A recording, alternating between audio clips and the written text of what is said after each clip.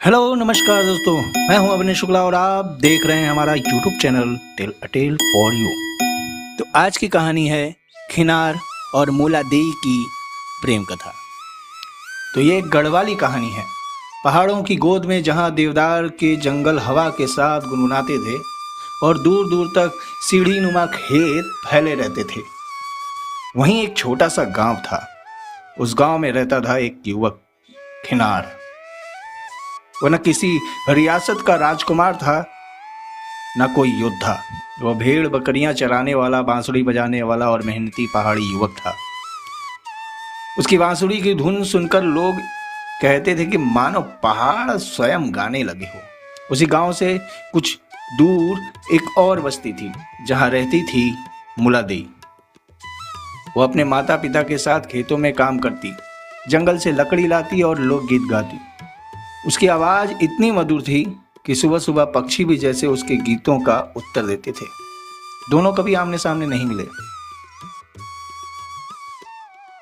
खिनार रोज जिस पहाड़ी पर अपनी बांसुरी बजाता, उसकी धुन हवा के साथ मूला देई के गांव तक पहुंच जाती। उधर मूला देई जब शाम को लोकगीत गाती तो उसकी आवाज घाटियों में गूंजती हुई किनार तक पहुंच जाती। दोनों एक दूसरे का चेहरा नहीं जानते थे, पर आवाज पहचानने लगे थे। एक दिन मूला देई ने अपनी दादी से पूछा, क्या हवा भी किसी का संदेश ला सकती है? दादी मुस्कुराई, पहाड़ों में हवा ही सबसे पुरानी संदेशवाहक है।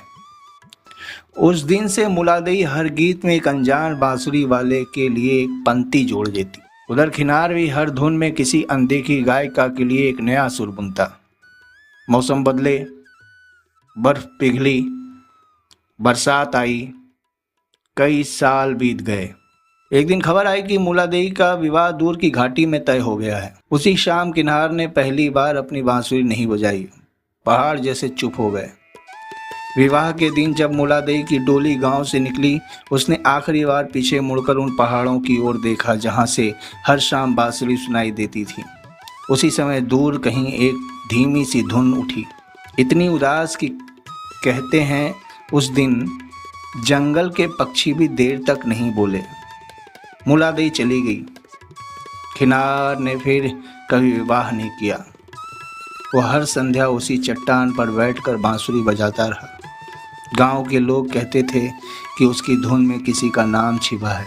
सालों बाद जब दोनों इस संसार में नहीं रहे, तब भी बरसात की पहली शाम कुछ चरवाहे दावा करते थे कि उस घाटी में आज भी पहले एक बांसुरी सुनाई देती है, फिर उसके उत्तर में एक लोकगीत। बुजुर्ग कहते थे, सच्चा प्रेम हमेशा मिलन नहीं मांगता, कभी कभी वह पहाड़ों की हवा बनकर पीढ़ियों तक गूंजता रहता है। और तभी से उस घाटी के लोग किसी अनजानी बांसुरी और अनदेखी आवाज की कहानी को किनार और मूला देई के नाम से सुनाते रहे।